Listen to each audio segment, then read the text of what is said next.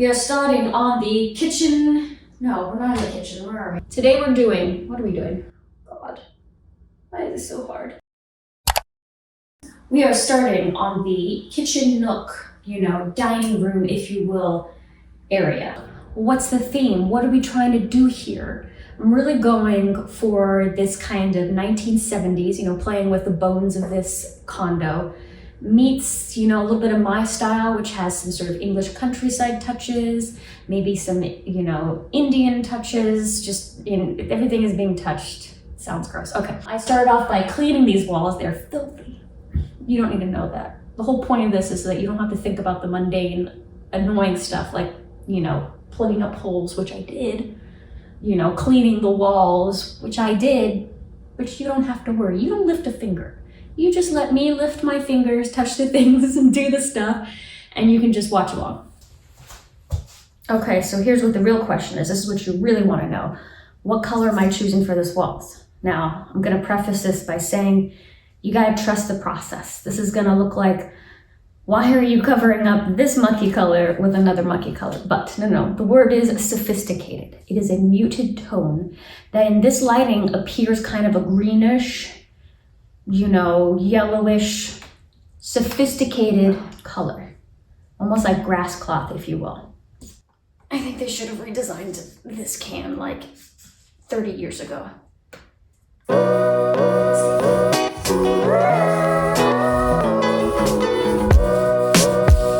This is gonna be a few more coats. Actually, with matte paint, it sometimes is more.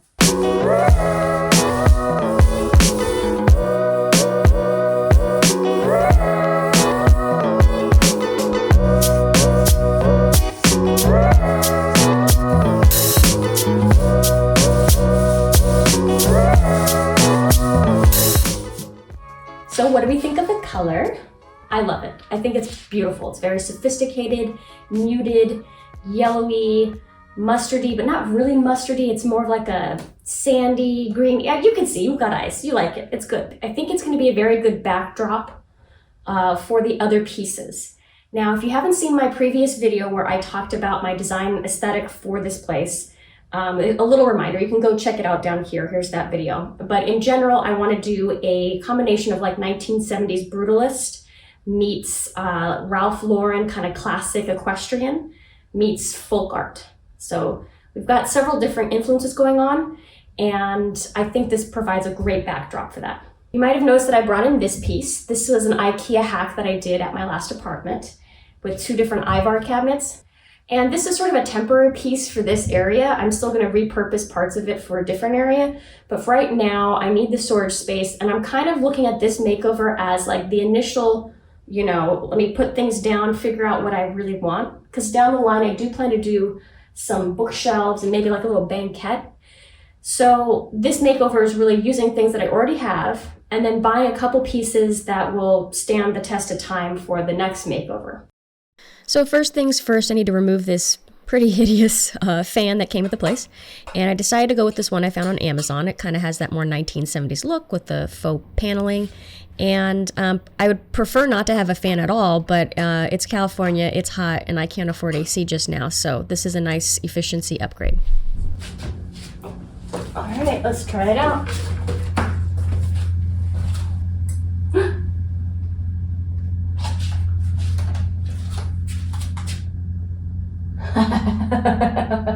Yay. Oh, I need this. Feels good. See all this nice junk behind me? I don't want to see this on a daily basis. It's you know, giving me stress. I also don't want weirdos looking in. I need some privacy. So while I love this wall of windows, I decided to make a wall of curtains that still allows the light to filter through, but gives me privacy and also kind of softens the space. So I did a lot of research trying to find the perfect light filtering, beautiful pleated curtains. You know, I did all my research here, and then I looked at my bank account here, and you know, in these two spheres, there's this little Venn diagram overlap called IKEA. So that's what I went with.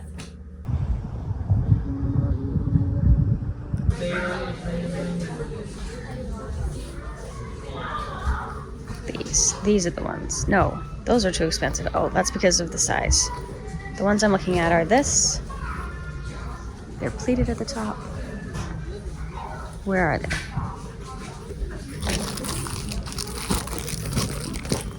I think I need the 98 inches, yeah. So we're doing that whole Ralph Lauren thing. Lauren, I don't know. And plaid is very much that, and I think it also reads kind of 70s. We will make sure it doesn't look like a cabin, but I think these are the way to go.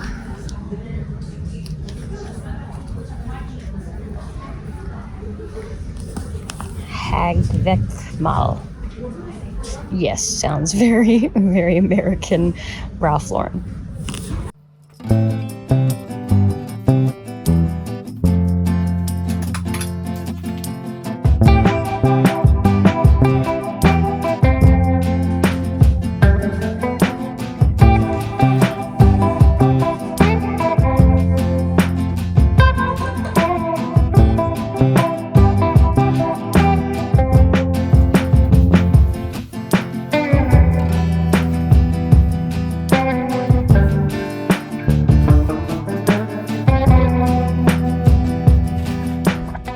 Like these curtains because you can see that there's like a really subtle kind of, you know, warp or weave, or trying to use a technical term that I don't know what it means. You know, it's got a little bit of a pattern to it, and it really is light filtering, but I can see general shapes outside, but I can't see, you know, all that junk.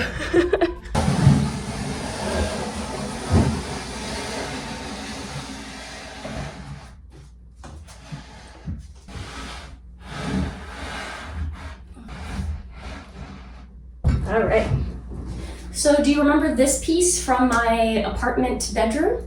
I think it fits here pretty good. Again, we've got like the red, this kind of folk arty kind of thing, which is one of the themes that we're going for. I think it looks really good with this piece, with the wall color, with the plaid. So it's also great for storage for right now. So I think this is a good place for it.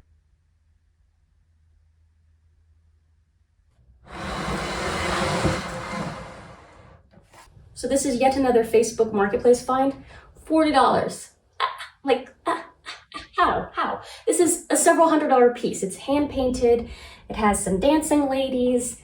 It's got birds, and it opens up to have more birds, rams, flowers. It's got everything. It really works with my, you know, folk art sort of thing.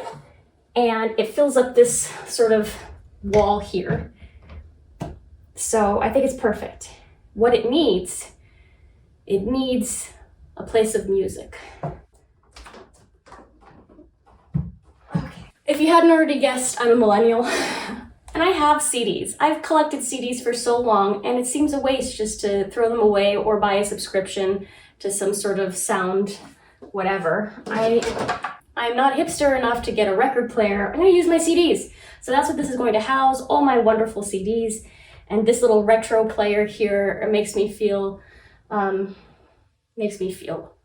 the feels. So let's complete this corner, shall we? So I decided the next best thing to do was to find some inspiration, some artwork to kind of complete that, you know, nook there. I got sidetracked by some of these things, whatever this is, but, you know, found something in the end.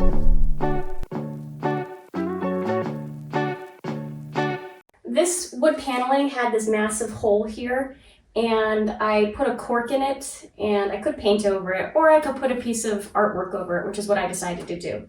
And you might have noticed I found this at an antique mall, and I thought it was kind of judgy, you know, in a good way. It would also remind me to, you know, fix my own posture. So there we go. Okay, so it's rug time. It's not gonna unravel like they do it. Oh, because I was supposed to do it the other way. Is that right?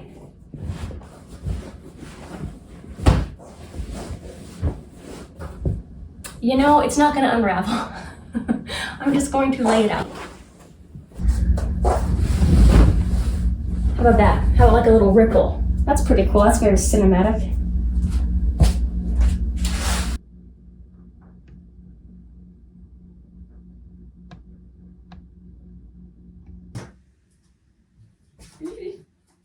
What am I doing?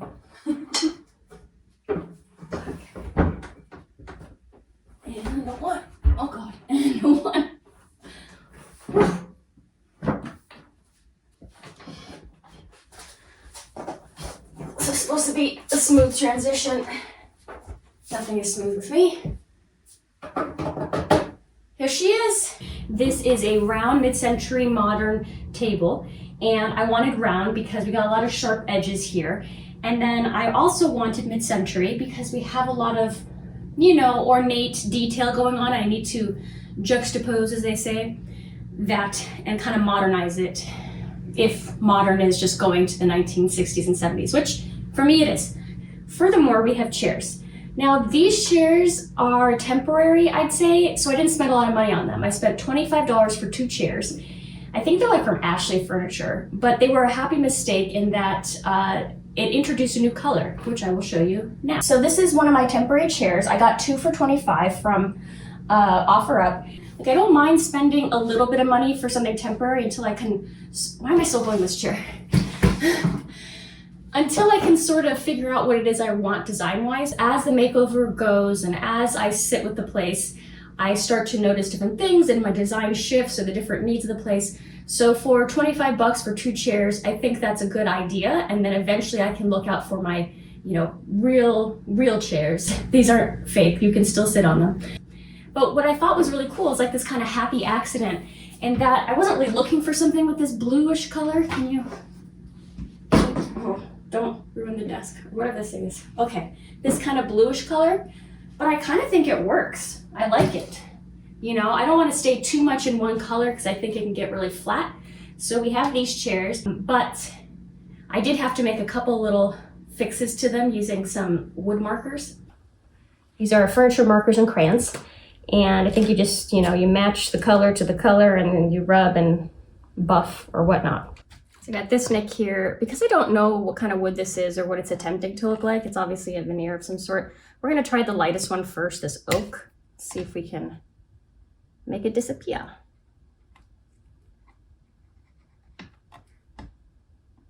Nope. What about this edge here? I think we need something darker.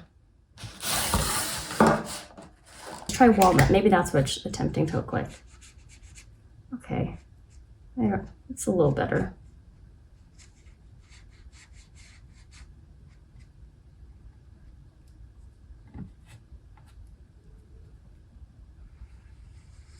I don't know if I can recommend these, but we're gonna use them since I already bought them.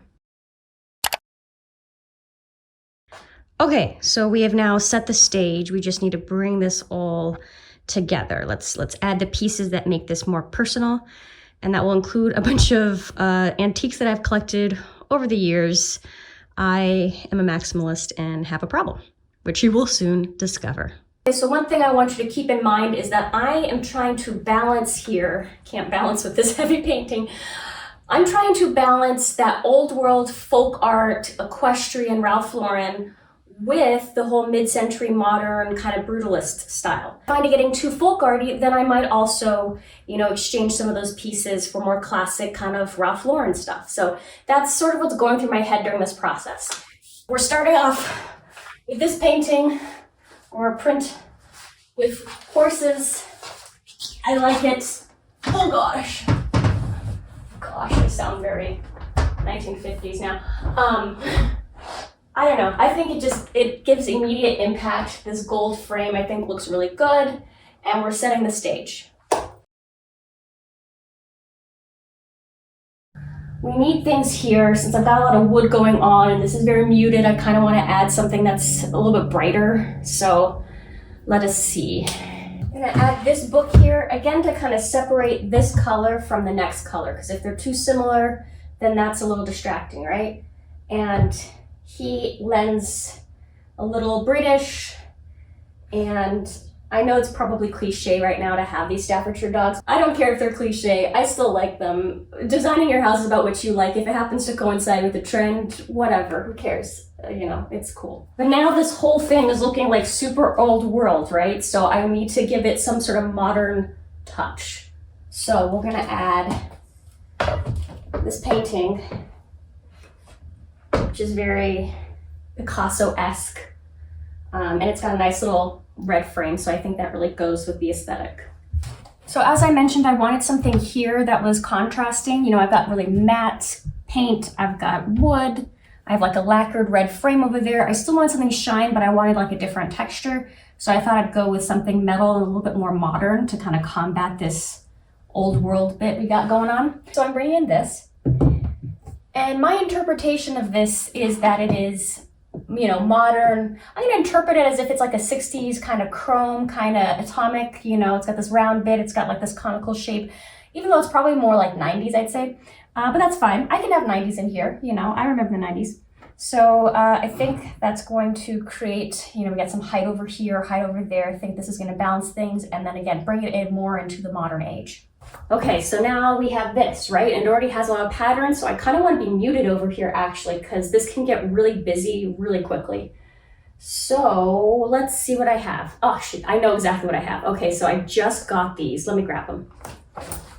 I just got these at the Long Beach Flea, and these are James Mont style, or is it James Lamont? I think it's James Mont style little ice buckets, mini ice buckets. And I think they're perfect because they're mid-century, but they're also kind of folk artish in a way. And I think them being a dark color in a dark cubby is actually good because, like I said, if I do overdo it with a bunch of small things, it's gonna get a little bit overwhelming to the eye. And then to ground this space and also make it more sturdy, I'm gonna put a bunch of books here. And so we've got like two things like this, and then I have, you know, a middle, I don't know what you wanna call this. I have a column of stuff here, and then I have two separate things here, so it won't look, you know, too top heavy or too bottom heavy. And we'll put something with some pattern here. Perhaps this box full of, what is in here? Oh, there's where my hair clips are. I might move those to a place, you know, more useful. Or maybe I just do my hair in this room. All right, stack of books and this bronze, again, we've got like the folk artiness with these griffins or what have yous. I think this is like an incense burner, I'm not 100% sure. And that's that. What do we think? We like? Let's go upwards. Let's look at what else we can do. So this is actually a basket of my grandmother's, and I don't know, I remember always sitting down at the table and being able to see this, so I kind of wanted to put it here too, so that when I'm sitting at my dining room table, I can see it as well. Now I'm, you know, analyzing this, how much folk is represented, how much mid-century, and I feel like I have a painting here that could go more folk arty, but I feel like we need something that is more modern because it's a little heavy on the folk art. So instead of a painting, I have this West German clock that I think is really cool. I fixed it once because the battery is corroded and it doesn't work again. So I might have to, you know, fix that again, but it's okay because clocks are actually really noisy and, you know, I get sensitive to noise. God, reminding people how neurotic I am. But a non-working clock is still a piece of artwork. It's made out of ceramic. It's really cool. Hold on, just wait. Look at that. Isn't that beautiful? It's got this wood outside, which is coming a little bit loose, so I might glue that up again.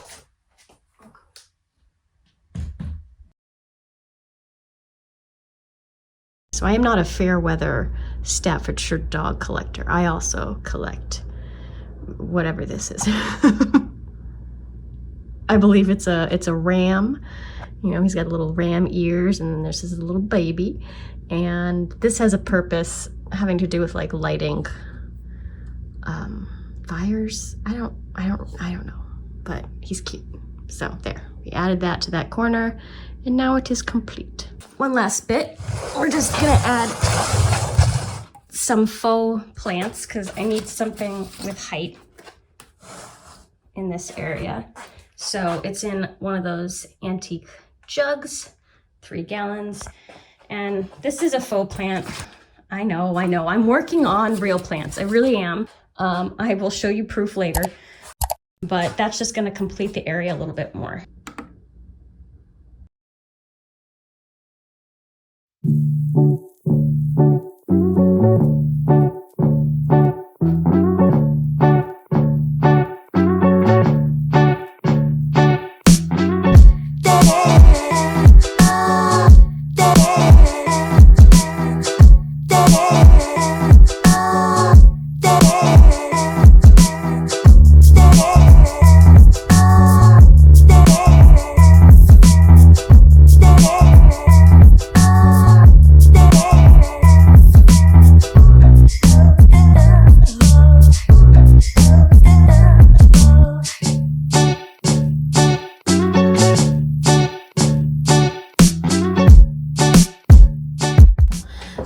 for this video, but I have a lot coming up. In fact, most of my makeovers, I do kind of in an iterative process where I kind of put one thing there and I take it away, then I replace it with something else, and I paint a wall.